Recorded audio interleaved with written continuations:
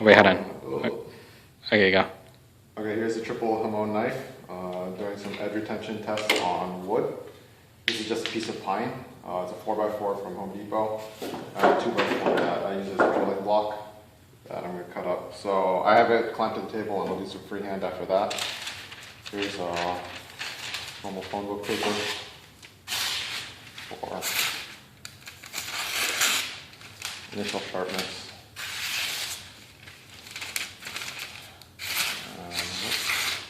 I do my part. If you actually zoom in there, you can actually see it'll take out a straight line of hair. So let's do freehand first. So just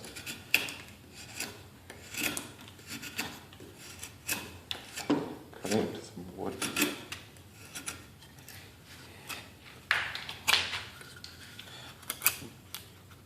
I used vinegar and lemon juice to bring out the hamon. So this is my first time etching a hamon, so I don't know if it'll rub off, or if you guys have. There's a really gnarly knot there. Like that. I try to avoid that. This is a real thin bladed knife, so don't want to push it too hard. So, and if you use a chest lever grip, you can even get deeper in there. So I've been cutting in this area right here. So when I do the cut test later on, you can see that. So now,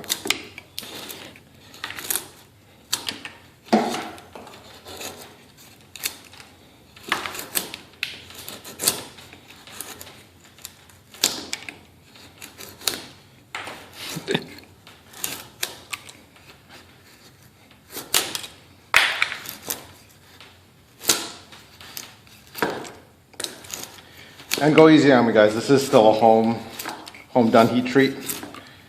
So this may not be optimal 1095, but in my testing it's been decent. So some on the tip of the knife too, just to show that I'm using every last edge on this knife. I have a real thin edge on this. This is what is this? This is, I think, 1/8 stock and brought down to a full flat grind and just slightly convex at the edge.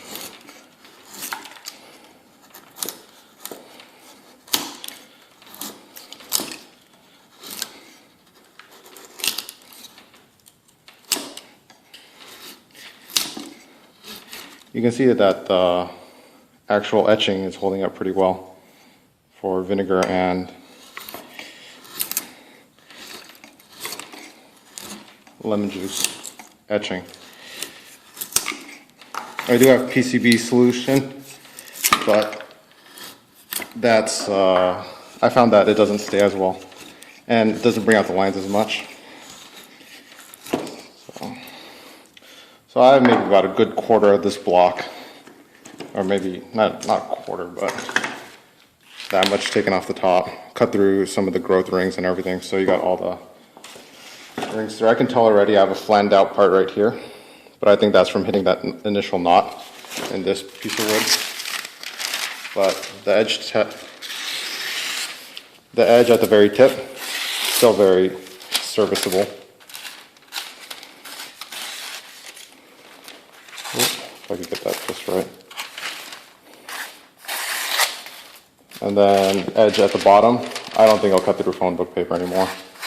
Oh. If I skid it, if I go quick through the roll, it'll work. So, not there. So if I walk it through, it'll still go through. But I don't know if you can zoom in right there. You can see where it's flattened out a little bit right here. You can hear it when I run my finger over it. I think if you take it to the buffing wheel, you'll just knock that roll back straight, and you should be good. I mean, the rest of it still just as sharp. Towards the bottom, you'll see I have to kind of saw through the phone book paper. This is primarily due to the really thin geometry that I have on there. I don't know if you can see it. It's almost like disappears up there. But yeah, got a few scratches in the blade from, I guess, working it harder. This is probably, yeah, this is right where it hit the knot. You can see that. It really bunched up the blade. I don't know why knots are so hard in wood. But you can see you can still take a nice thin piece off if you need to shave it off.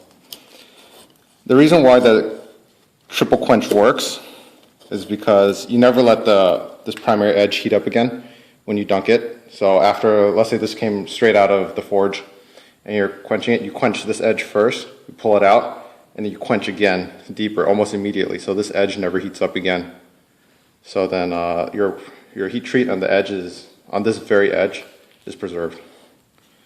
So yeah, one thing that I like to do to make sure my geometry is good, this is purely geometry, not so much about edge sharpness, is take your phone book.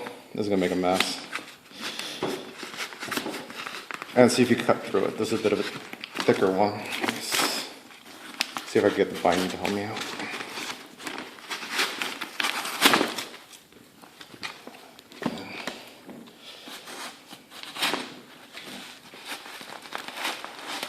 So you can see that I can't get through the whole phone book right now without that roll in there, but you could get through a good amount.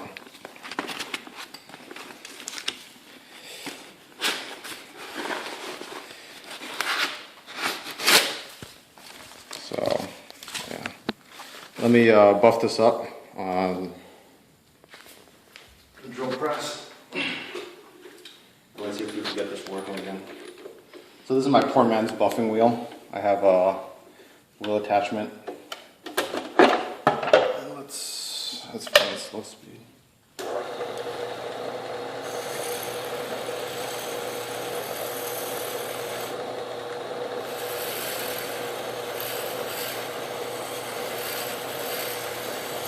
So this is just green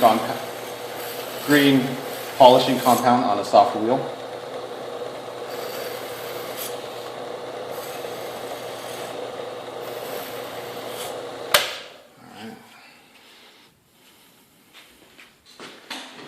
Try a fresh phone book. This time let's do it over the box.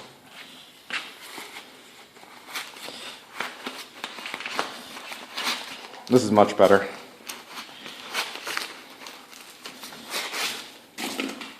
So, it's a bit thick for this blade.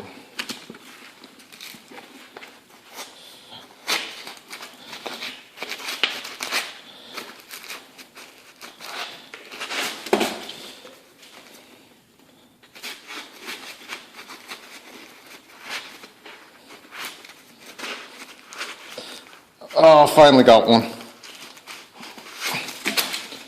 So, almost. But yeah, most production knives, unless you modify it, will not even cut through a phone book at this thickness. This is maybe about 1.5 inch phone book. So, yeah, I think that's about it. Alright, thanks for watching, guys. I'm satisfied with how this cut the phone book lasts in the whatever test with the wood. Because of that knot, I rolled my edge. So I just sharpened it up real quick on 1000 grit stone, and here it is. Properly cutting through a phone book.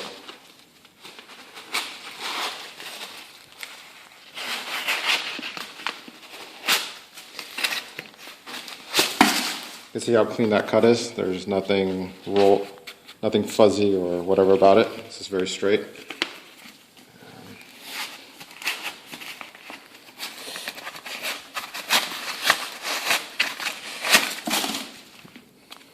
So yeah, just because the roll was in the middle, you can get a good cut on this. Alright, it's basically there. I didn't want to go all the way because I'm going to hit the binding, but yeah. So that's the greatness about having just such a thin edge on a knife. I know 1095 isn't the best choice for a thin knife, but it is what I can heat treat at home.